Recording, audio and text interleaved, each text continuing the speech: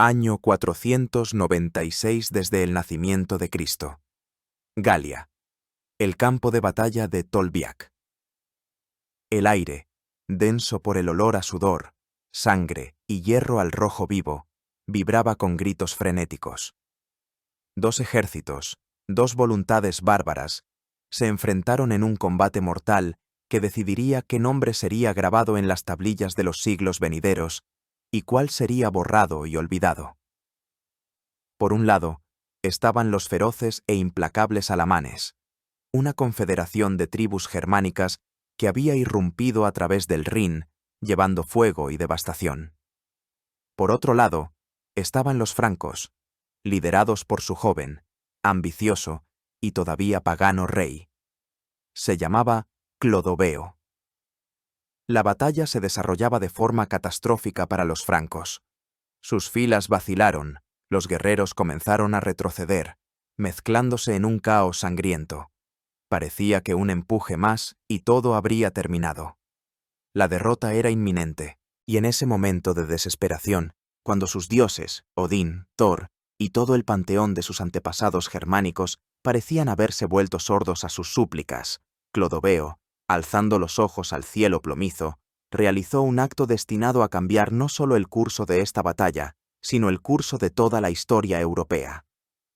Imploró a un dios ajeno, al dios de su esposa, la princesa burgundia Clotilde, al dios que hasta entonces había despreciado como el dios de los débiles, un dios crucificado. Invocó a Jesucristo, a quien Clotilde llamaba Hijo del Dios vivo. Le pidió a aquel que, según dicen, ayuda a los afligidos y otorga la victoria a quienes en él confían, que manifestara humildemente su gloria.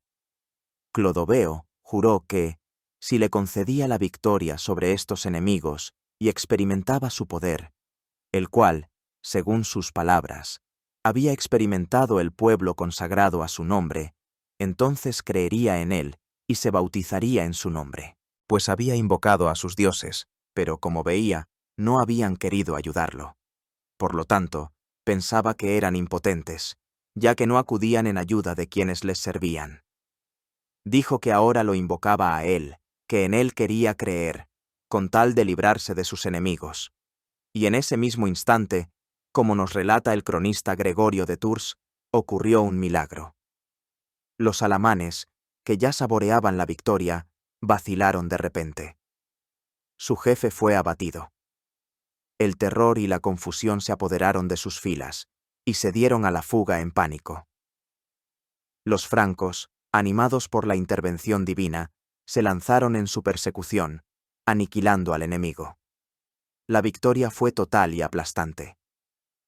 Clodoveo permaneció en el campo sembrado de cadáveres, mirando al cielo que acababa de responder a su oración. Nadie sabía todavía, ni sus guerreros, ni los enemigos derrotados, ni siquiera él mismo, que ese día, en el sangriento campo de Tolbiac, se había colocado la primera piedra de lo que, siglos después, se convertiría en Francia.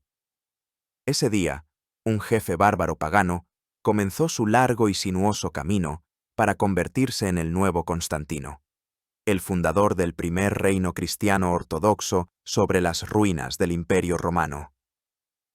Para comprender la grandeza de este momento, debemos sumergirnos en el mundo del que surgió, un mundo de un imperio moribundo y naciones nacientes, un mundo de guerreros crueles y obispos sabios, un mundo donde la espada y la cruz se entrelazaron para forjar una nueva civilización.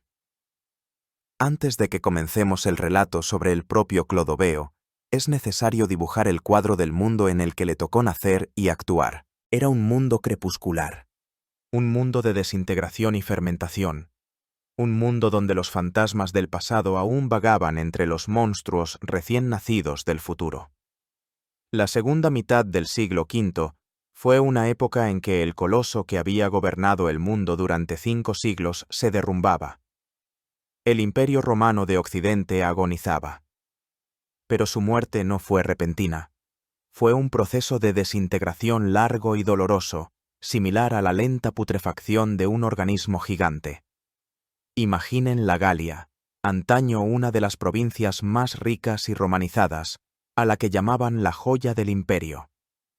Imaginen sus magníficas ciudades con foros, teatros, anfiteatros, acueductos y termas.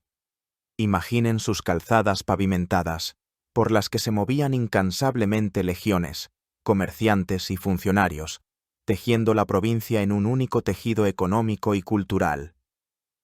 Para el siglo V, de este esplendor solo quedaban sombras. Las ciudades habían decaído. Su población, huyendo de la opresión fiscal y las incursiones bárbaras, escapaba al campo bajo la protección de los grandes terratenientes.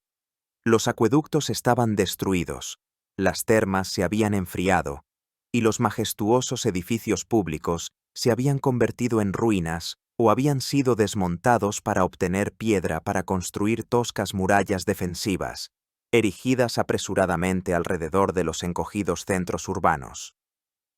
La economía se había derrumbado.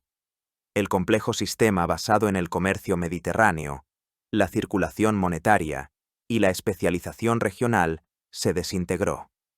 La hiperinflación hizo que las monedas fueran prácticamente inútiles, y la sociedad retrocedió, volviendo a una economía agraria de subsistencia. Las enormes fincas, las villas, pertenecientes a la aristocracia senatorial galorromana, se convirtieron en unidades económicas autosuficientes, produciendo todo lo necesario para sí mismas y casi nada para la venta. Las calzadas se volvieron peligrosas, patrulladas no por legionarios, sino por bandas de salteadores. Los puentes se derrumbaron, el comercio se paralizó. No fue solo un colapso económico, sino también psicológico. Para las generaciones que crecieron a la sombra de la paz romana, aunque estuviera en declive, la desaparición del orden imperial significaba el fin del mundo. Se desmoronaba la propia noción de civilización, de previsibilidad, de ley. El mundo se llenó de miedo, a los bárbaros, a los bandidos, al hambre, a la ira de Dios. En este sentimiento general de decadencia, la única isla de estabilidad y esperanza que quedaba era la Iglesia. En esta tierra desolada y devastada, el poder romano se convirtió en una ficción. Los emperadores, sentados en Rávena, no eran más que marionetas en manos de sus generales bárbaros, de origen germánico, que ostentaban los títulos romanos de Magister Militum o patricio. El poder real en las provincias pasó a manos de aquellos que podían mantenerlo por la fuerza. Eran, por un lado, aquellos mismos magnates galorromanos, dueños de enormes latifundios que mantenían sus propios ejércitos privados, conocidos como bucelarios. Por otro lado, y esto era mucho más importante, el poder pasó a los nuevos amos de la Galia, las tribus germánicas. Llegaban en oleadas, empujados por los cambios climáticos, la presión de otras tribus del este y la tentación de un imperio debilitado pero aún rico. Primero, a principios del siglo V, llegaron los visigodos. Después de saquear Roma en el año 410, se asentaron, por acuerdo con el gobierno imperial, en Aquitania, en el suroeste de la Galia, como federados, es decir, aliados obligados a prestar servicio militar a cambio de tierras. Pero muy pronto crearon su propio reino, de facto independiente, con capital en Tolosa, que a finales de siglo se extendía desde el Loira hasta Gibraltar. En el sureste, en el valle del Ródano, se establecieron los burgundios, también como federados. Fundaron su reino con centro en Lyon y Ginebra. Desde el norte y el este amenazaban constantemente las incursiones de alamanes y turingios. Y en medio de este caos, en el noreste de la Galia, a lo largo del Rin, vivían los francos. No eran un pueblo único, sino una confederación de diversas tribus germánicas unidas bajo un nombre común. Se dividían en dos grandes grupos, los francos ripuarios, o del río, que vivían en el curso medio del Rin, en la zona de Colonia, y los francos salios o de la costa, que habitaban en la costa del Mar del Norte, en las tierras de la actual Bélgica y los Países Bajos. Precisamente a estos últimos pertenecía el linaje de Clodoveo. Los francos, a diferencia de los godos y los burgundios, no realizaron largas migraciones. Lenta pero firmemente, durante décadas, se infiltraron en territorio romano, Se asentaron en él, sirvieron en el ejército romano y ocuparon gradualmente las tierras desiertas. Eran a la vez enemigos y aliados de Roma. De entre ellos surgieron numerosos generales romanos. Eran conocidos por su belicosidad, su ferocidad y su lealtad a sus jefes. Y había otra fuerza que, en este mundo de desintegración, por el contrario, se fortalecía y ganaba peso: la Iglesia cristiana. Los obispos, asentados en las antiguas ciudades romanas, se convertían no solo en pastores espirituales, sino en administradores reales. En condiciones de colapso del poder secular, eran ellos quienes organizaban la defensa de las ciudades. Alimentaban a los hambrientos, negociaban con los jefes bárbaros. A menudo, procedentes de las mismas familias aristocráticas senatoriales que los magnates, poseían educación, autoridad y habilidades organizativas. La Iglesia era la única institución que conservaba la estructura organizativa romana, la escritura, la lengua latina y, lo más importante, la idea de un orden único y universal. Sin embargo, la propia Iglesia también estaba dividida por una profundísima disputa dogmática. La abrumadora mayoría de la población galorromana profesaba el cristianismo ortodoxo, niceno, afirmado en el primer concilio ecuménico del año 325. Creían en la Santísima Trinidad, en que el Hijo es consustancial al Padre, lo que en griego suena homoousios. Pero casi todas las tribus germánicas que ya habían adoptado el cristianismo, como los godos, los burgundios, los vándalos, eran arrianas.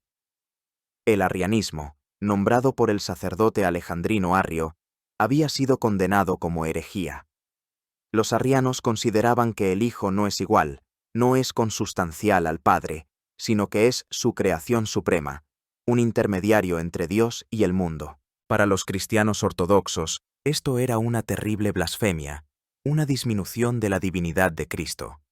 Este abismo religioso creaba una barrera insuperable entre los gobernantes germánicos arrianos y sus numerosos súbditos católicos. Vivían en el mismo estado, pero pertenecían a mundos diferentes, rezaban en iglesias diferentes y se miraban con recelo. Y solo los francos, en este complejo mosaico, seguían siendo paganos. Adoraban a sus antiguos dioses, Wotan, es decir, Odín, Donar, es decir, Thor, dioses de la guerra, la fertilidad y la naturaleza. Su paganismo, paradójicamente, se convertiría en su principal baza en el futuro. Al aceptar el cristianismo, podrían aceptarlo directamente en su forma ortodoxa, nicena, evitando la herejía arriana.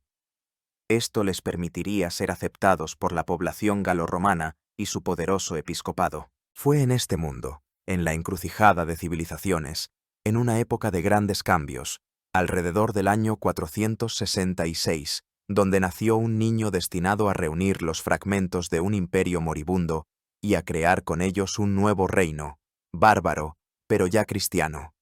Y mientras los grandes reinos de los visigodos y los burgundios trazaban el mapa del sur de la Galia, en los umbríos bosques del norte, lejos del esplendor de las antiguas ciudades romanas, gobernaba un linaje envuelto en la niebla de las leyendas.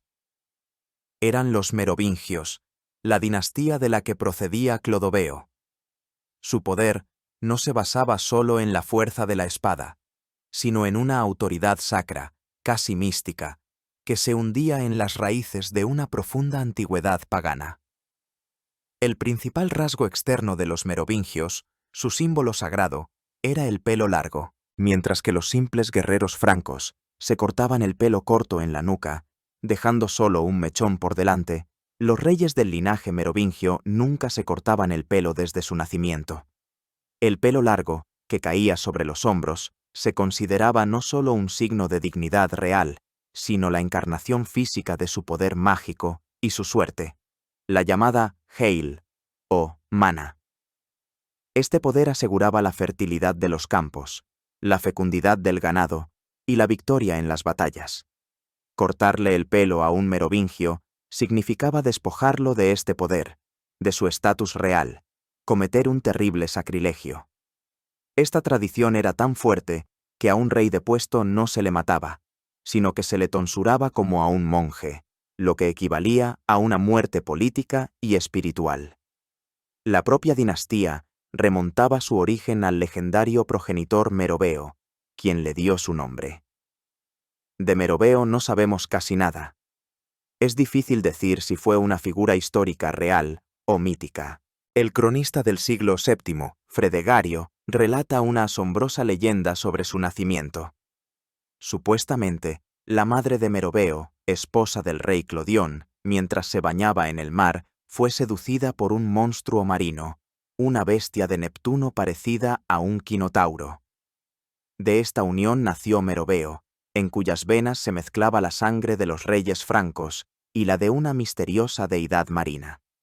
Esta leyenda, por supuesto, no es un hecho histórico, pero ilustra perfectamente el aura de lo sobrenatural con la que los merovingios rodeaban su origen.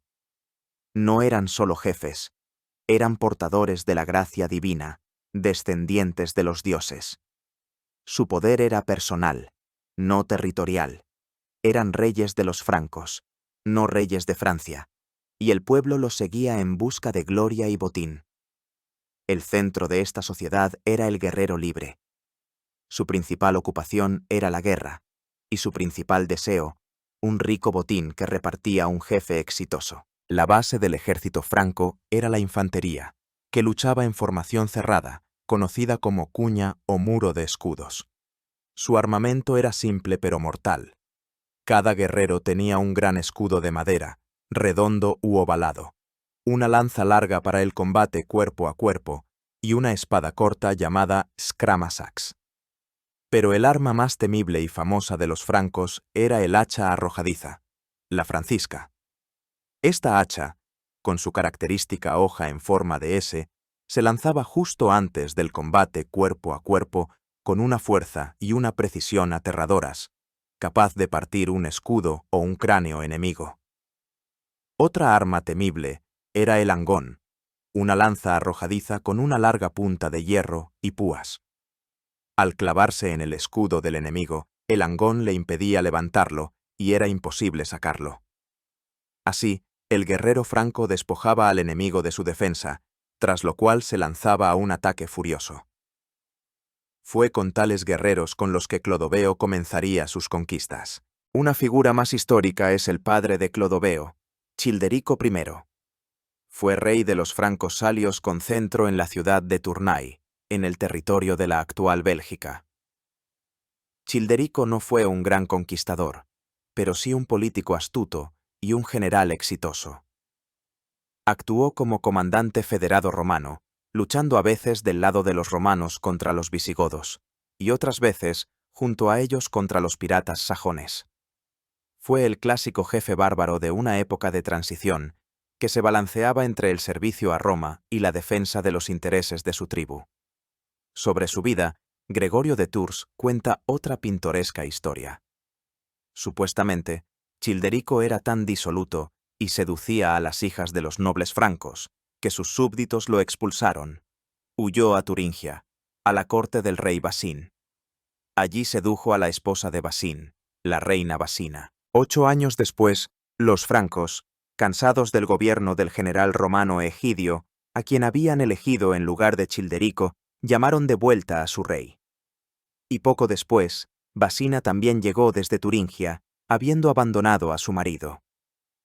A la pregunta del sorprendido Childerico de por qué había venido, Basina supuestamente respondió que conocía su valor y sabía que era muy fuerte, y por eso había venido a vivir con él. Dijo que supiera que si hubiera sabido que en tierras de ultramar había alguien más digno que él, habría hecho todo lo posible por vivir precisamente con él. De esta unión de Childerico y Basina nació Clodoveo. Esta historia, como muchas otras de Gregorio de Tours, es muy probablemente una anécdota folclórica, pero subraya la reputación de los merovingios como personas marcadas por una fuerza y un carisma especiales, a los que ni siquiera las reinas podían resistirse. Mucho más que estas dudosas leyendas nos dice la arqueología. En el año 1653, en la ciudad de Tournai, Durante la construcción de un hospicio, se descubrió por casualidad la tumba intacta de Childerico. Fue uno de los mayores hallazgos arqueológicos de su tiempo. En la tumba, además de los restos del propio rey, se encontró una increíble cantidad de tesoros.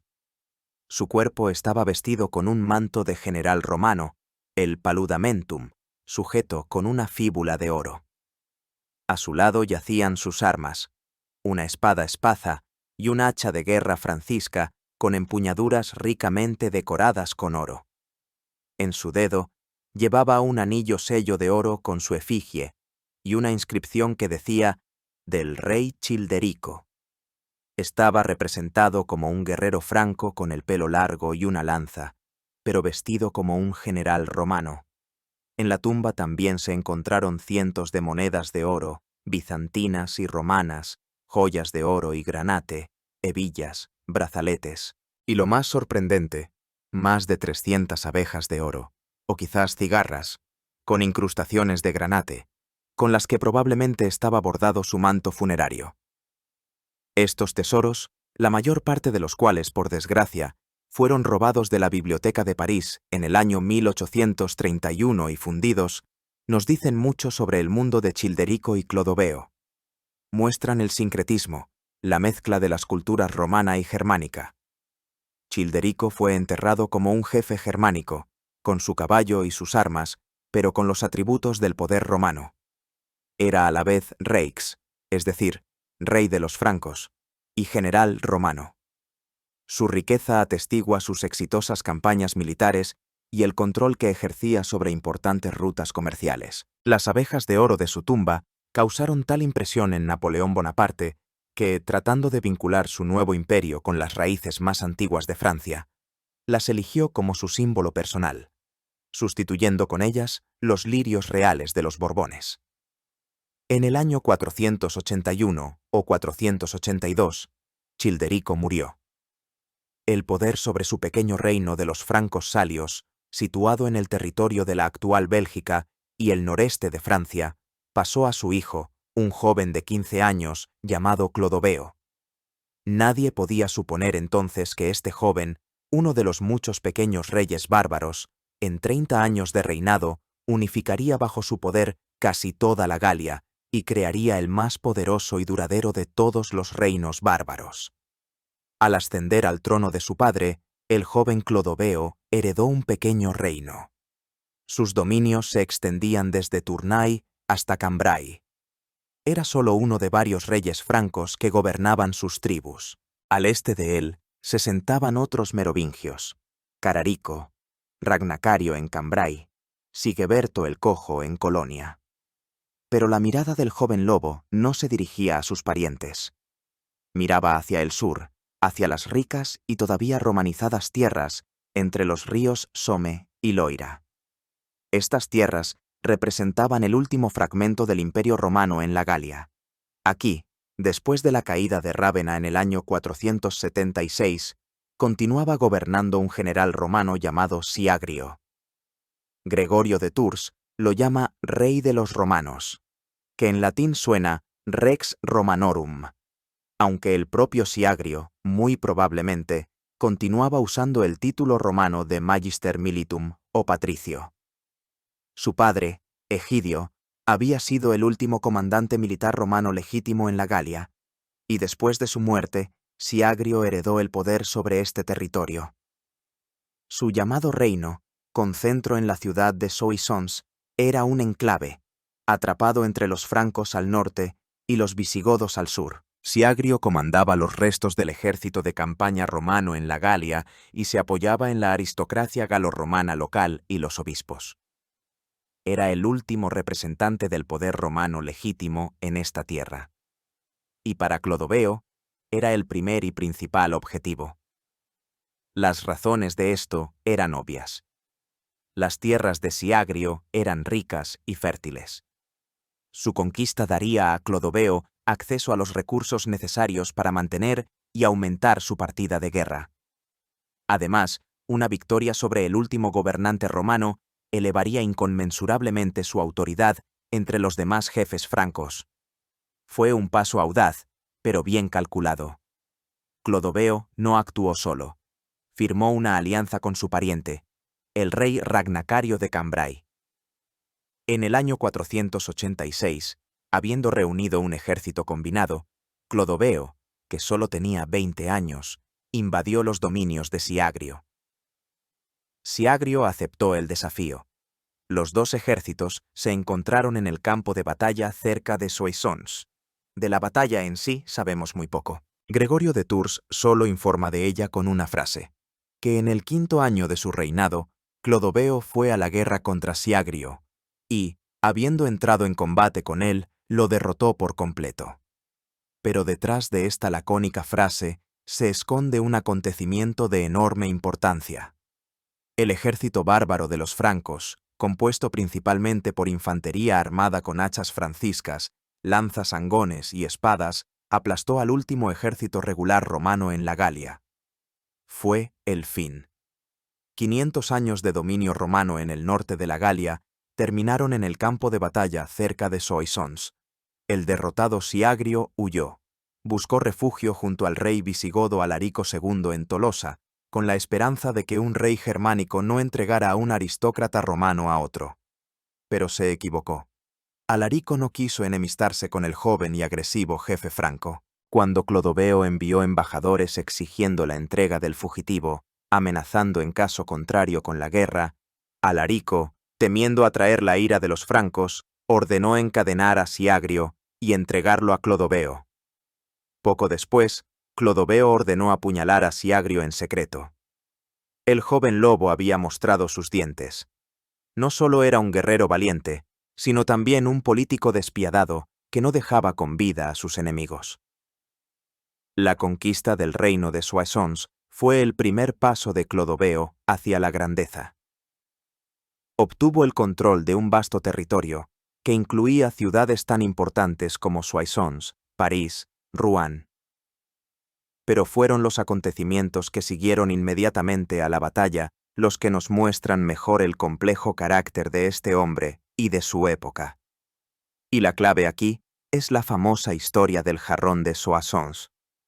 Parecería una simple historia sobre el reparto del botín, pero en ella, como en una gota de agua, se refleja toda la esencia de la monarquía naciente, el choque de dos mundos, de dos sistemas jurídicos, la antigua costumbre germánica y la nueva voluntad unipersonal del rey. Esta historia, contada con tanto dramatismo por Gregorio de Tours, se convirtió en uno de los mitos fundacionales de la historia francesa. Así pues, tras la victoria de Soissons, los francos, según su costumbre, comenzaron a saquear el territorio conquistado. Entre otros botines, tomados de una de las iglesias, había un cierto jarrón de asombrosa belleza y tamaño. En ese momento, un mensajero del obispo de Reims, San Remigio, se dirigió a Clodoveo. Remigio era una de las figuras más influyentes del norte de la Galia. No era solo un obispo, era un político sabio y visionario que comprendía que el futuro de la Galia pertenecía a los francos, y ya entonces comenzó a establecer relaciones con su joven rey pagano. Su petición no era solo una solicitud para devolver un utensilio de la iglesia, era un sutil sondeo político, una prueba para ver si este jefe bárbaro era capaz de dialogar y respetar a la iglesia. El obispo pidió a Clodoveo que devolviera al menos este jarrón para que no se perdiera para la iglesia. Y aquí Clodoveo se encontró en una situación difícil. Según la antigua costumbre franca, todo el botín de guerra se consideraba común. El rey, como líder militar, no tenía derecho a una parte mayor que cualquier otro guerrero. Todo se decidía por sorteo. No podía simplemente ordenar que se devolviera el jarrón, pero quería complacer al poderoso obispo. Se dirigió a sus guerreros pidiéndoles que, además de su parte, le dieran también este recipiente. La mayoría de los guerreros, que respetaban a su rey y su suerte, respondieron que el glorioso rey podía hacer lo que quisiera, pues nadie podía oponerse a su poder. Ya estaban dispuestos a reconocer su derecho a estar por encima de la costumbre. Pero entonces se oyó una voz fuerte y audaz. Uno de los guerreros, un hombre frívolo, envidioso e irascible, levantó su hacha de guerra francisca y, gritando, declaró que el rey solo recibiría de allí lo que le correspondiera por sorteo. Con estas palabras, golpeó el jarrón, dejándole una abolladura. Todo el destacamento se quedó helado. Era un insulto inaudito. Era un desafío, lanzado no solo a un jefe, sino al portador del poder real sagrado. Pero Clodoveo, como escribe Gregorio, reprimió su ofensa con paciencia. En silencio, tomó el jarrón dañado y se lo entregó al mensajero del obispo, guardando en su alma una profunda ofensa. Pasó un año. Clodoveo, según la costumbre, pasó revista a su ejército en el campo de Marte. Al recorrer las filas de guerreros, comprobaba el estado de sus armas. Al acercarse a aquel mismo guerrero que había golpeado el jarrón, le dijo que nadie mantenía sus armas en tan mal estado como él. Ni su lanza, ni su espada, ni su hacha, nada estaba en condiciones. Con estas palabras, le arrebató al guerrero su hacha y la arrojó al suelo. Y cuando éste se inclinó para recogerla, Clodoveo levantó su propia francisca y con todas sus fuerzas se la dejó caer sobre la cabeza, partiéndole el cráneo, y sobre el cuerpo caído pronunció unas palabras frías y terribles que todo el ejército escuchó. Asimismo hiciste tú con aquel jarrón en Soissons. Este acto cruel no fue solo una venganza, fue una lección política, impartida a toda la tribu. Clodoveo demostró de manera palpable que a partir de entonces su voluntad estaba por encima de la antigua ley. Demostró que no era simplemente el primero entre iguales, como los antiguos reyes germánicos. Era un rey cuyo poder era absoluto y cuya ofensa se castigaba con la muerte. Se cuenta que, después de este incidente, nadie más se atrevió a contradecir su voluntad. El terror que infundió se convirtió en uno de los cimientos de su poder. Pero esta historia muestra también otro lado, no menos importante, de su carácter. Sabía esperar. No entró en conflicto abierto cuando la ley estaba del lado de su ofensor. Esperó el momento en que pudiera castigarlo por otro motivo, formalmente legítimo, por negligencia en el cuidado de sus armas. Esto habla de su astucia, su sangre fría y su cálculo político. Y, finalmente, esta historia muestra el comienzo de su acercamiento a la Iglesia galorromana. Aún era pagano, pero ya comprendía el beneficio que podía obtener de una alianza con los obispos. Devolvió el jarrón, y este gesto, sin duda, fue apreciado por Remigio y sus hermanos. Las semillas de la futura alianza habían sido sembradas, mientras Clodoveo, con la fuerza de las armas y lecciones crueles, afirmaba su poder en el norte, en el reino de los burgundios, que se extendía por el sureste de la Galia, crecía una joven destinada a convertirse en su esposa y a cambiar su destino para siempre. Se llamaba Clotilde. No era solo una princesa, era portadora de otra fe y otro destino que, al entrelazarse con el de Clodoveo, crearía una nueva realidad. Clotilde era hija del rey burgundio Chilperico II. Los burgundios, al igual que los visigodos, eran arrianos. Pero la familia de Chilperico, bajo la influencia de su esposa Caretena, profesaba secreta o abiertamente el cristianismo ortodoxo, niceno. Así, Clotilde fue educada desde niña en la fe católica, siendo una especie de extraña en su propia corte arriana. Su infancia se vio empañada por una sangrienta tragedia, típica de las casas reales bárbaras. Su padre, Chilperico, fue asesinado por su propio hermano Gundebaldo, quien, aspirando al poder único, también ahogó a la esposa de Chilperico, atándole una piedra al cuello, y envió a sus dos hijas, Clotilde y su hermana Crona, al exilio. Crona se fue a un convento, mientras que Clotilde vivió en la corte de su tío asesino, guardando rencor y esperando su momento. Clodoveo, que para entonces ya se había convertido en el gobernante más poderoso del norte de la Galia, decidió que necesitaba una esposa de sangre real. Ya tenía una concubina, que le había dado un hijo, Teodorico, pero para fortalecer su estatus necesitaba un matrimonio legítimo con una princesa. Y su elección recayó en Clotilde. ¿Por qué precisamente en ella? fue un sutil cálculo político. En primer lugar, un matrimonio con una princesa burgundia creaba una importante alianza estratégica contra su enemigo común, el poderoso reino de los visigodos. En segundo lugar, y esto quizás era aún más importante, Clotilde era católica.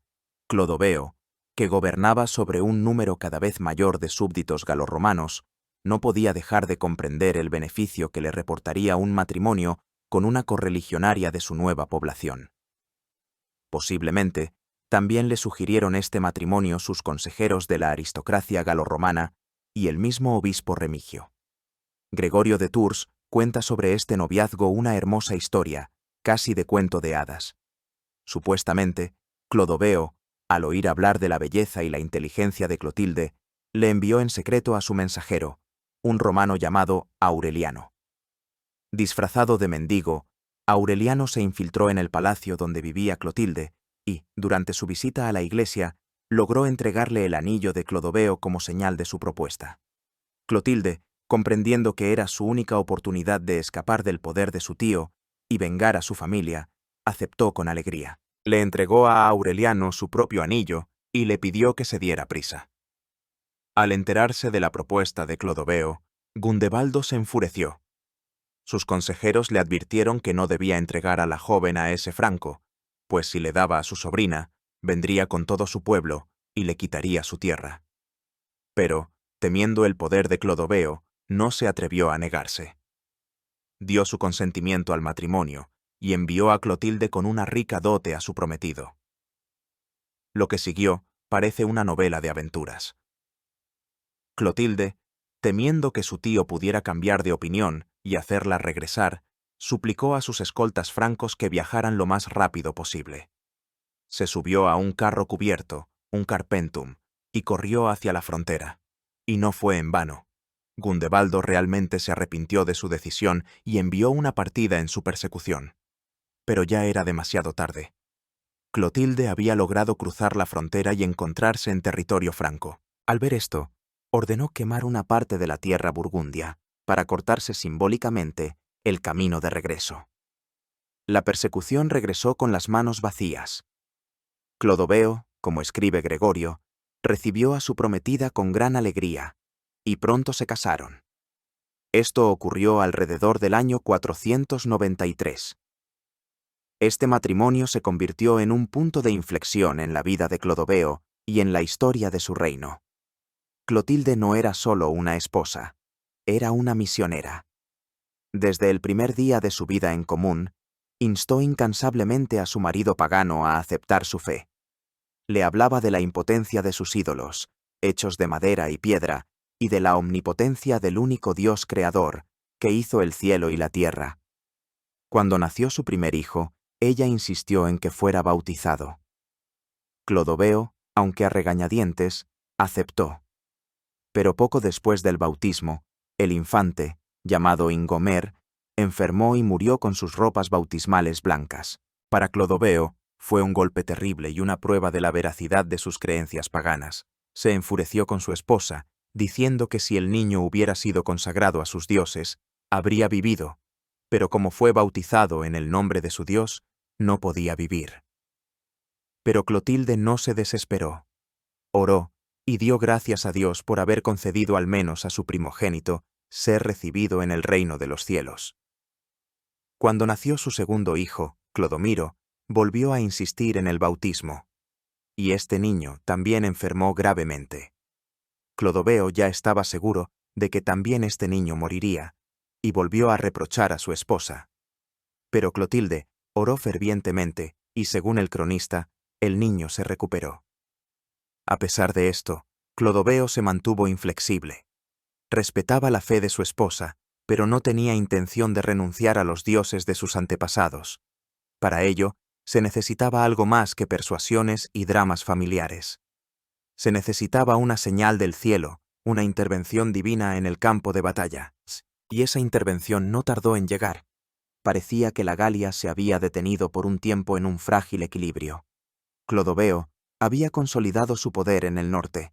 Los burgundios y los visigodos gobernaban en el sur, pero subterráneamente maduraban fuerzas dispuestas a derribar este orden. y pronto tronaría.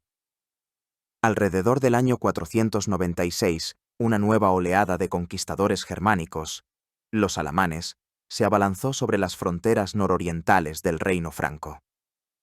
Los alamanes eran un pueblo feroz y belicoso. Ocupaban los territorios de la actual suroeste de Alemania, Suiza y Alsacia. Sus incursiones representaban una amenaza mortal no solo para los francos salios de Clodoveo, sino también para sus parientes, los francos ripuarios, que vivían en la zona de Colonia. Su rey, Sigeberto, apodado el Cojo por una herida en la rodilla, pidió ayuda a Clodoveo.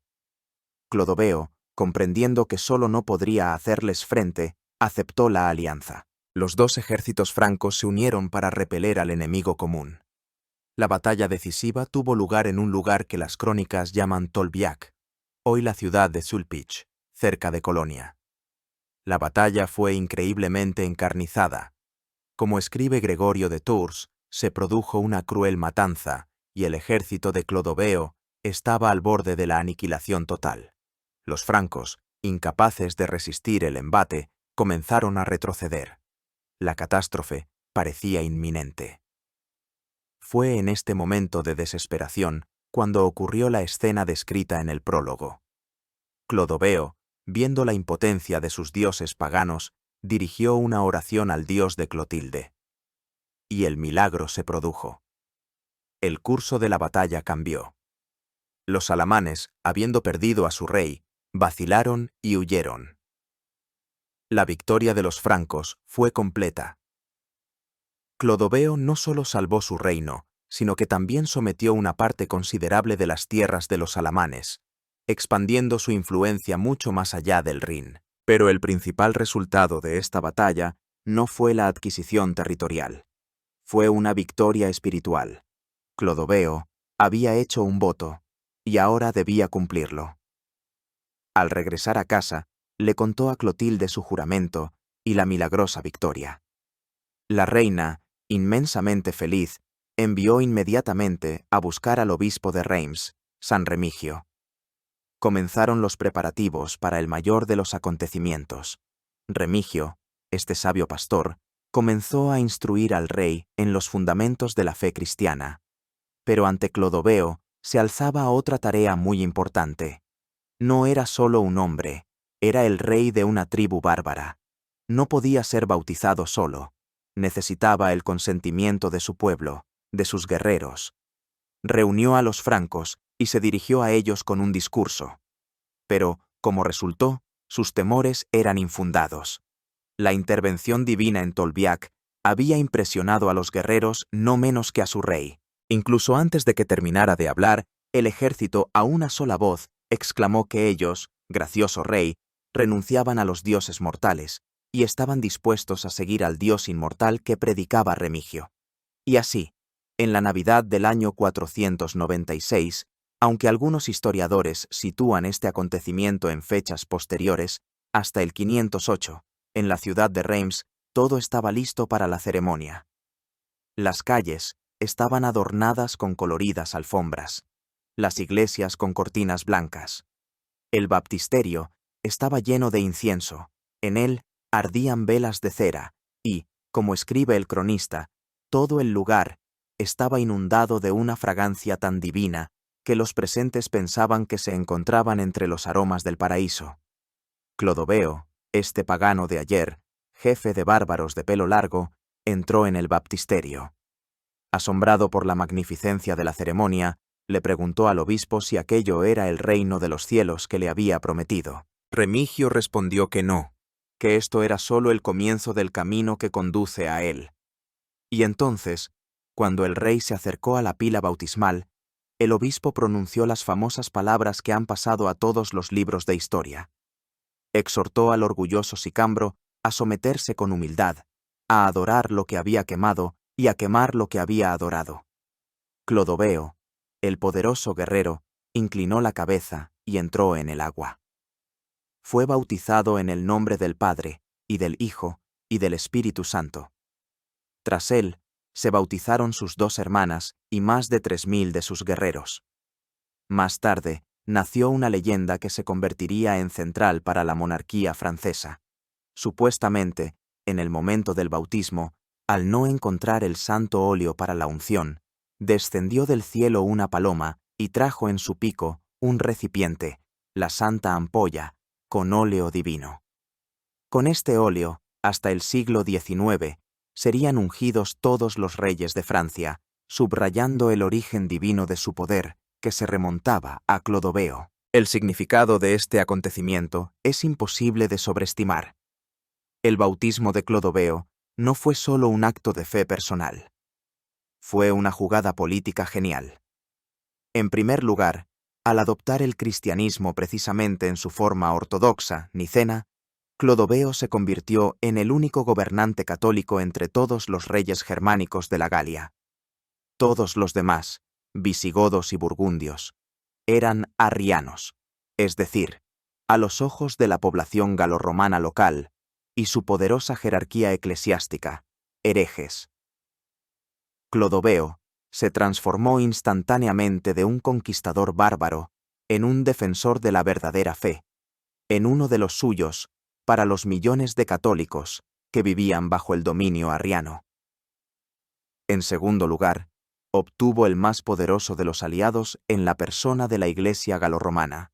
Los obispos, a partir de entonces, vieron en él a su protector y libertador. Le abrieron las puertas de las ciudades, lo apoyaron con sus riquezas, su estructura organizativa y su influencia sobre la población.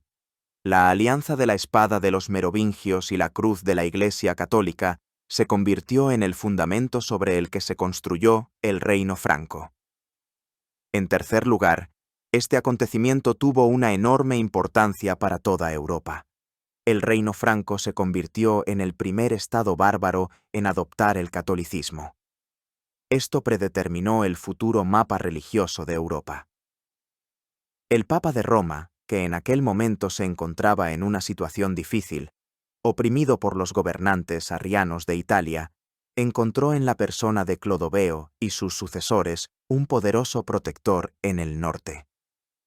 La alianza de los reyes francos y la sede romana se convertiría en uno de los ejes principales de la política europea durante muchos siglos. La reacción del mundo católico fue inmediata y entusiasta. La expresó mejor que nadie el obispo Avito de Vienne. Siendo súbdito del rey arriano de los burgundios, Gundebaldo, Avito envió en secreto a Clodoveo una carta de felicitación que es un testimonio invaluable de la época. Escribió que la fe de Clodoveo era su victoria. Para Avito, el bautismo de Clodoveo no fue solo un acto político, sino un milagro, una intervención divina en la historia. Comparó la elección de Clodoveo con un juicio en el que el rey, tras escuchar diferentes opiniones, eligió la verdad, y ahora su autoridad haría que otros lo siguieran. El obispo escribió que Grecia, refiriéndose al Imperio Romano de Oriente, podía alegrarse de tener un emperador correligionario, pero que el mundo a partir de ahora se alegraría de que Dios le hubiera dado un gobernante como Clodoveo. Esta carta no es simple adulación. Es el reconocimiento de que Clodoveo se había convertido en el líder y la esperanza de todos los católicos de Occidente, incluso de aquellos que vivían fuera de su reino. Era un cheque en blanco para futuras guerras contra los herejes. Clodoveo se convirtió, en palabras del Papa, en el nuevo Constantino. Al igual que el primer emperador cristiano, debía, por la fuerza de las armas y la fe, unificar bajo su poder tierras y pueblos dispersos. El bautismo en Reims no fue el final, sino el comienzo de su gran camino. Ahora, convertido en el ungido de Dios a los ojos del clero católico, Clodoveo podía emprender su misión principal, la unificación de la Galia bajo su poder. Sus principales rivales en el sur eran los burgundios y los visigodos. Ambos eran arrianos, lo que le daba a Clodoveo un pretexto ideológico ideal para la guerra. Ahora podía presentar sus campañas de conquista como una guerra santa, como la liberación de los católicos ortodoxos del yugo de los herejes. Su primer objetivo fueron los burgundios. Aquí le ayudó una enemistad familiar. Su esposa Clotilde no había olvidado que su tío Gundebaldo había asesinado a su padre. Además, Gundebaldo tenía un hermano y cogobernante llamado Godegiselo, que también anhelaba el poder único. Godegiselo envió en secreto embajadores a Clodoveo, ofreciéndole una alianza. Le prometió que si Clodoveo le ayudaba a perseguir a su hermano, le pagaría anualmente cualquier tributo que él mismo estableciera. Clodoveo aceptó. En el año 500, invadió Burgundia. Gundebaldo y Godegiselo salieron a su encuentro con fuerzas combinadas. Pero cuando comenzó la batalla de Dijon, Godegiselo, como estaba convenido, atacó a su hermano por la retaguardia. Gundebaldo, atacado por dos flancos, fue derrotado y huyó a Aviñón. Clodoveo lo persiguió y lo asedió en la ciudad. Parecía que el reino de los burgundios había llegado a su fin. Pero Gundebaldo era un político astuto. Al encontrarse en una situación desesperada, logró llegar a un acuerdo con Clodoveo. Prometió pagarle un tributo anual. Clodoveo, quizás no queriendo un fortalecimiento excesivo de su pérfido aliado Godegiselo, aceptó y levantó el asedio. Tan pronto como los francos se marcharon, Gundebaldo reunió nuevas fuerzas, asedió a su hermano en la ciudad de Vienne, lo capturó y lo ejecutó. Volvió a ser el único gobernante de Burgundia. Aunque Clodoveo no pudo destruir el reino burgundio, lo debilitó seriamente y lo obligó a pagar tributo. La sumisión total de Burgundia sería ya obra de sus hijos. Ahora su mirada se dirigió a su principal enemigo, el poderoso y vasto reino de los visigodos. El reino visigodo, con capital en Tolosa, ocupaba todo el suroeste de la Galia, es decir, Aquitania, y la mayor parte de Hispania. Era el más rico, el más culto y el más fuerte de todos los estados bárbaros. Su rey, Alarico II, era un gobernante poderoso. Pero tenía una grave debilidad. La abrumadora mayoría de sus súbditos en la Galia eran galorromanos y católicos, mientras que la élite gobernante visigoda era arriana. Clodoveo comenzó la preparación ideológica para la guerra. En una asamblea de sus guerreros, pronunció un discurso encendido que nos transmite Gregorio de Tours. En él, decía que le apesadumbraba mucho que estos arrianos poseyeran una parte de la Galia. Instó a marchar contra ellos con la ayuda de Dios y, tras vencerlos, someter su tierra al poder de los francos. Este discurso fue recibido con gritos de entusiasmo. La guerra por las riquísimas tierras de Aquitania se presentó como una obra agradable a Dios. El clero católico en tierras visigodas simpatizaba abiertamente con Clodoveo. Alarico, sintiendo la amenaza, intentó llevar a cabo una política más conciliadora, incluso permitió la celebración de un concilio católico en Agda. También intentó resolver el asunto pacíficamente, organizando una reunión con Clodoveo en una isla en medio del Loira. Los reyes firmaron la paz y juraron amistad. Pero todos sabían que era solo una tregua temporal. El enfrentamiento era inevitable. El poderoso rey de los ostrogodos, Teodorico el Grande, que gobernaba Italia y era suegro de ambos reyes, intentó mediar, instándolos a la paz, pero sus esfuerzos fueron en vano. En el año 507, Clodoveo, habiendo reunido un enorme ejército, se dirigió al sur. Su campaña estuvo acompañada, según los relatos de los cronistas, de numerosas señales divinas. Cuando el ejército llegó al río Vienne, crecido por las lluvias, supuestamente apareció ante ellos una cierva de un tamaño asombroso que cruzó el río Abado, indicándoles el camino. Desde Tours, desde la Basílica de San Martín, el santo más venerado de la Galia, le enviaron una profecía de éxito. Por la noche, sobre el campamento de Clodoveo, supuestamente apareció una columna de fuego que emanaba de la basílica. Todo esto debía mostrar que el propio Dios y sus santos luchaban del lado de los francos. La batalla decisiva tuvo lugar en la llanura de Bouillé, cerca de la ciudad de Poitiers. Fue una de las batallas más grandes y sangrientas de la época. Por un lado, estaban los francos, principalmente infantería, llenos de entusiasmo religioso. Por otro, estaba el ejército visigodo, en el que la caballería pesada desempeñaba un papel importante. La batalla fue larga y tenaz. El resultado lo decidió un duelo entre los dos reyes. Clodoveo, como escribe Gregorio, se enfrentó personalmente en combate a Alarico II y lo mató. Con la muerte de su rey, el ejército visigodo vaciló y se dio a la fuga. La victoria de los francos fue completa. Esta victoria tuvo consecuencias colosales. Todo el reino visigodo en la Galia, toda Aquitania desde el Loira hasta los Pirineos, a excepción de una estrecha franja costera de Septimania, pasó bajo el poder de Clodoveo, conquistó su capital, Tolosa, y los enormes tesoros de los reyes visigodos. Los visigodos fueron expulsados al otro lado de los Pirineos, a Hispania. Después de esta brillante victoria, Clodoveo recibió el reconocimiento de la única fuerza que todavía se consideraba la fuente legítima del poder supremo en el mundo: el Imperio Romano de Oriente, es decir, el Imperio Bizantino. El emperador Anastasio I, que era hostil al rey ostrogodo Teodorico, aliado de los visigodos, reconoció con alegría los éxitos de Clodoveo. Le envió a la ciudad de Tours un diploma que le otorgaba el título de cónsul. Era un título honorífico pero extremadamente importante.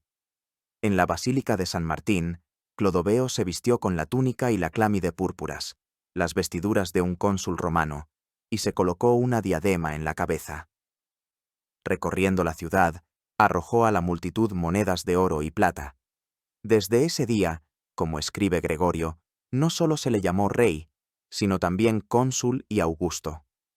Para sus súbditos galorromanos, esto fue una señal de que su nuevo gobernante bárbaro era reconocido como el heredero legítimo del poder romano. Dejó de ser simplemente un jefe germánico. Se convirtió en un representante legítimo del orden imperial. El poder de Clodoveo se apoyaba ahora en tres pilares: la fuerza de la espada franca, la bendición de la Iglesia católica y la legitimidad heredada del Imperio romano.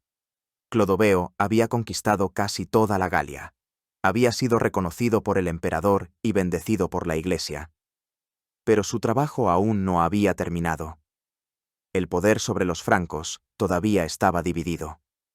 Existían otros reyes francos, sus parientes, que gobernaban sus propias tribus y podían disputar su supremacía. Y Clodoveo, este nuevo Constantino, este defensor de la fe, emprendió la última, más sucia y sangrienta etapa de su reinado: la aniquilación sistemática de todos sus rivales. Los relatos sobre esto, que nos ha dejado Gregorio de Tours, pintan la imagen de un gobernante que no conocía ni la piedad ni los lazos de parentesco, astuto, pérfido y absolutamente despiadado. Su primer objetivo fue Sigeberto el Cojo, rey de los francos ripuarios de Colonia, quien había sido su aliado en la guerra contra los alamanes. Clodoveo envió emisarios secretos al hijo de Sigeberto, Cloderico. Los emisarios le dijeron que su padre era viejo, que tenía una pierna enferma, y que si muriera, por derecho le correspondería a Cloderico su reino junto con la amistad de Clodoveo. Cloderico, seducido por las promesas, cedió a las persuasiones. Cuando su padre Sigeberto fue a cazar al bosque, Cloderico envió asesinos que acabaron con el anciano. Después de esto, envió emisarios a Clodoveo diciendo que su padre había muerto y que él se había apoderado de su reino y su tesoro. Pidió que le enviaran embajadores, y él con gusto enviaría a Clodoveo de sus tesoros todo lo que le gustara. Clodoveo envió a sus embajadores, pero cuando Cloderico les mostraba los tesoros de su padre asesinado y, agachándose, sacaba oro de un profundo cofre, uno de los embajadores levantó su hacha y le partió el cráneo. Así, el parricida fue castigado por manos de quien lo había instigado al crimen. Cuando la noticia de esto llegó a los francos ripuarios, Clodoveo se presentó ante ellos y declaró que no tenía nada que ver con estos asesinatos. Pero, ya que así había sucedido, les ofreció su protección y patrocinio. Los francos ripuarios, habiéndose quedado sin rey, lo elevaron sobre un escudo y lo proclamaron su gobernante.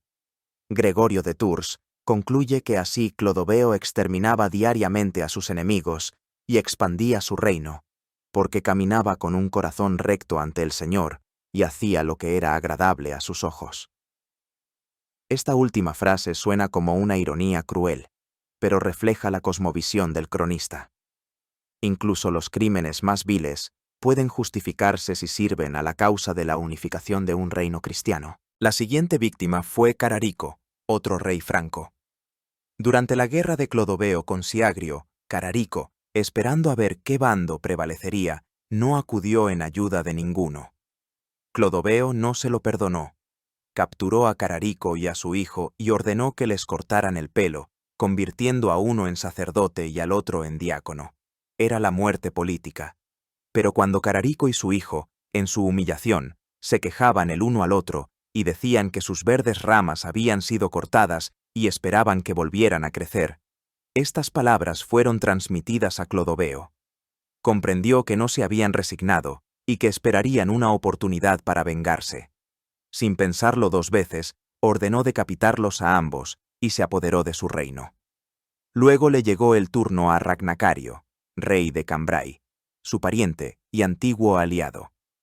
Gregorio describe a Ragnacario como un hombre disoluto y codicioso, pero esto, quizás, es solo un intento de justificar las acciones de Clodoveo. Clodoveo sobornó a los jefes militares de Ragnacario, enviándoles brazaletes y tahalíes de oro que, sin embargo, estaban hechos de cobre dorado. Luego, movilizó su ejército contra Ragnacario. Traicionado por sus hombres, Ragnacario y su hermano Ricar fueron capturados y llevados ante Clodoveo con las manos atadas. Clodoveo, burlándose, se dirigió a él preguntándole por qué había humillado a su linaje dejándose atar y que mejor le hubiera sido morir. Y le partió la cabeza con un hacha. Luego, volviéndose hacia su hermano, añadió que si hubiera ayudado a su hermano, no lo habrían atado. Y también a él lo mató con un hacha. Después de esto, los jefes traidores descubrieron que el oro que les había dado Clodoveo era falso.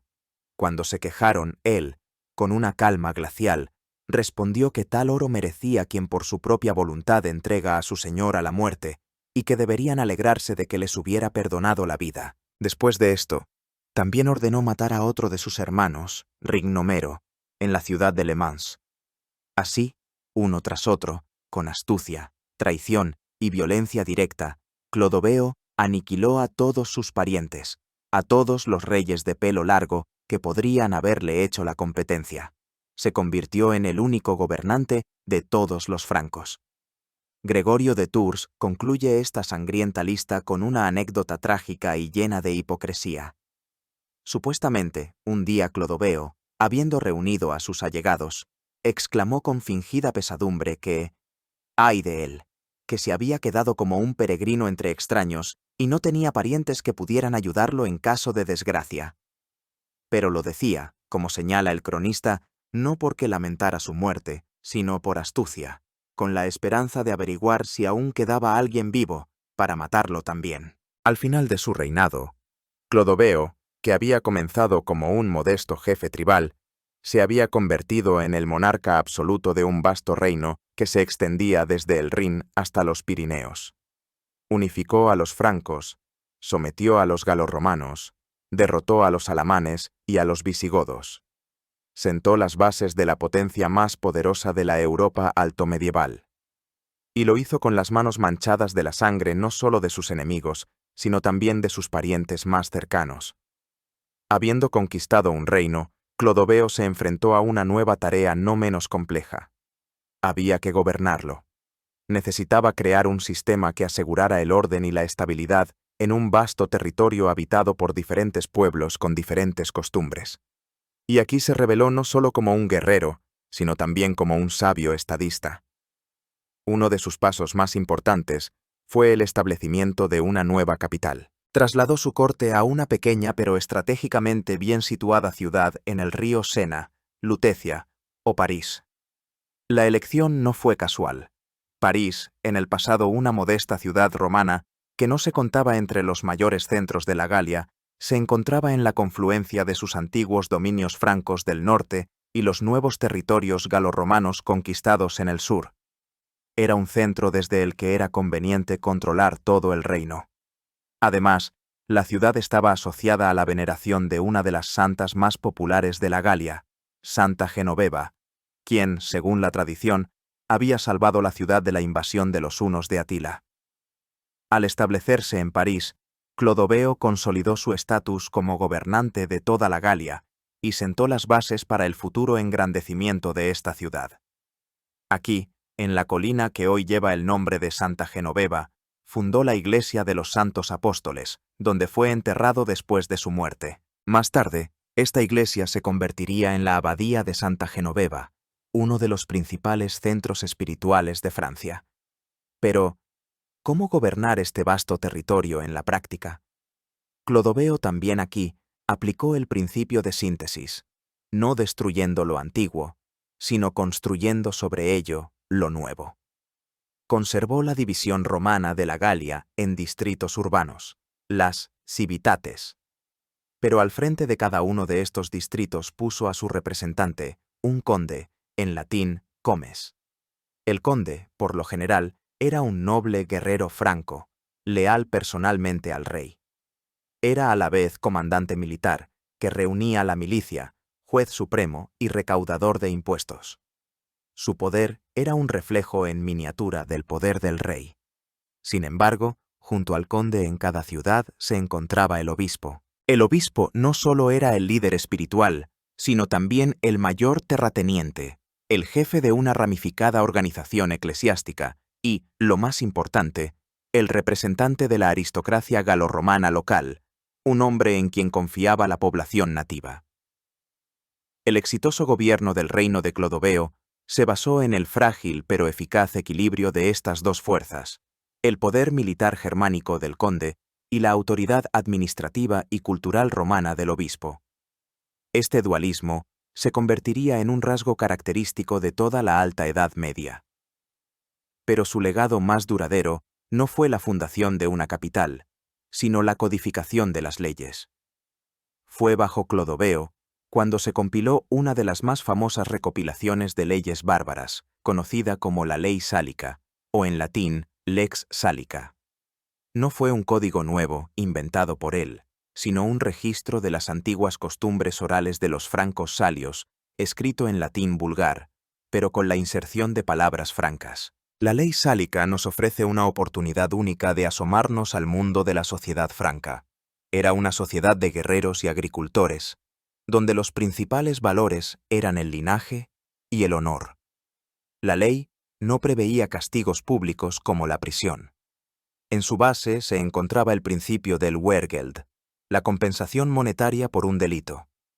Prácticamente cualquier infracción, desde un pequeño robo hasta un asesinato, podía ser expiada mediante el pago de una cierta suma de dinero a la víctima o a su familia, para evitar la venganza de sangre que podía aniquilar a clanes enteros. Este código regulaba escrupulosamente la vida de la comunidad. Por ejemplo, la multa por el robo de un lechón de un año era de 3 sólidos, pero por un berraco adulto de una pocilga cerrada, ya 17. Se castigaba con especial severidad la profanación de tumbas. Quien desenterrara y saqueara a un enterrado era declarado fuera de la ley, y cualquiera podía matarlo impunemente. El monto del Wehrgeld dependía del estatus social de la víctima y de la gravedad del delito. Así, por el asesinato de un franco libre común, se estipulaba una multa de 200 sólidos. Por el asesinato de un conde o un noble, 600 sólidos. Curiosamente, por el asesinato de un terrateniente romano, el Wehrgeld era la mitad que por el asesinato de un franco, lo que reflejaba la posición dominante de los conquistadores. La ley detallaba las multas por las más diversas faltas: por incendiar una casa, por cortar una mano 100 sólidos, una pierna, un ojo o la nariz. Había multas incluso por insultos verbales. Llamar a un hombre libre zorro costaba 3 sólidos, pero acusar a una mujer de brujería era mucho más caro. Pero la disposición más famosa de la Ley Sálica, que ejerció una enorme influencia en toda la historia europea posterior, fue el párrafo sobre la herencia de la tierra. En él se decía que ninguna parte de la tierra podía corresponder a una mujer, sino que toda la herencia de la tierra pasaba al sexo masculino. Originalmente, esta disposición se refería solo a las parcelas familiares del clan. Pero en el siglo XIV, los juristas franceses, buscando una justificación legal para apartar del trono al rey inglés, que reclamaba la corona francesa por línea femenina, recordaron esta antigua ley. Extendieron su aplicación a la sucesión del trono real. La llamada ley sálica se convirtió durante muchos siglos en la base jurídica de la monarquía francesa, que prohibía a las mujeres heredar la corona. La antigua costumbre de una tribu bárbara, registrada por orden de Clodoveo, decidió el destino de dinastías enteras. En el año 511, con solo 45 años, Clodoveo, el unificador de la Galia, el primer rey cristiano de los francos, murió en su nueva capital, París. Dejó tras de sí un reino enorme, el más poderoso de Europa, pero también dejó otro legado, que se convertiría a la vez en la fuerza y en la maldición de su dinastía. La muerte de Clodoveo no trajo la paz a su nuevo reino. De acuerdo con la costumbre franca, que consideraba el reino no como un estado, sino como propiedad personal del monarca, fue dividido entre sus 4 hijos. Teodorico, su hijo mayor de una concubina, recibió la parte más grande, la oriental, con capital en Reims, la futura Austrasia. Los 3 hijos de Clotilde se repartieron el resto. Clodomiro recibió el reino con centro en Orleans, Childeberto el reino de París, y Clotario el reino con centro en Soissons, la futura Neustria. Esta división marcó el inicio de una funesta tradición que perseguiría a la dinastía merovingia a lo largo de toda su historia. El reino de los francos se unificaría a veces bajo el poder de un gobernante fuerte, para luego volver a desintegrarse, desgarrado por guerras fratricidas entre los herederos.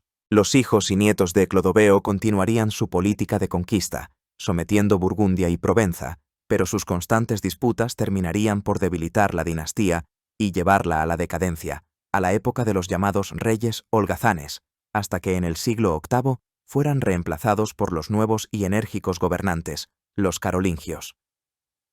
¿Cuál es, pues, el legado de Clodoveo? Es grandioso y contradictorio. Por un lado, fue un típico jefe bárbaro de su época, cruel, pérfido, despiadado. Construyó su reino sobre la sangre y la traición, sin perdonar ni a enemigos ni a parientes. Su fe personal, al parecer, fue pragmática y no le impidió cometer los pecados más graves. Por otro lado, fue un político y estratega genial, un hombre de una talla verdaderamente histórica. Logró, en condiciones de caos total, crear a partir de tribus dispersas y fragmentos de un imperio un estado sólido y viable. Comprendió que el futuro residía en la alianza de la fuerza militar germánica y la civilización romano-cristiana. Su bautismo en Reims se convirtió en uno de los acontecimientos más importantes de la historia de Europa, predeterminando su futuro católico. Para Francia, Clodoveo es más que un simple personaje histórico. Es su padrino, su fundador mítico. Durante siglos, los reyes de Francia se consideraron sus herederos directos. La ceremonia de su coronación se celebraba en la misma catedral de Reims. Utilizaban como símbolo el lirio, que según una leyenda, fue entregado a Clodoveo por un ángel en su bautismo. El nombre Clodoveo, o Aclodovic, se transformó con el tiempo en Luis, o Luis, convirtiéndose en el nombre tradicional de 18 monarcas franceses. Incluso después de la caída de la monarquía, su figura siguió en el centro de las disputas ideológicas. Para unos, era el símbolo de la alianza del trono y el altar. Para otros, un conquistador bárbaro que esclavizó a los galos libres. Pero quienquiera que fuera, su sombra se proyectó para siempre sobre la tierra, que gracias a él recibió su nombre, Francia. Fue un hombre de una época de transición que, de pie sobre las ruinas del viejo mundo, supo vislumbrar los contornos del nuevo y, con la fuerza de su voluntad y su espada, convertir esa visión en realidad. Su historia es la saga épica del nacimiento de una nación a partir del caos, la sangre y la fe. Gracias por su atención. Si esta historia les pareció interesante y desean seguir sumergiéndose en las páginas más emocionantes y dramáticas del pasado, suscríbanse a nuestro canal, dejen sus comentarios y compartan este video. Nos esperan muchos más viajes asombrosos en el tiempo.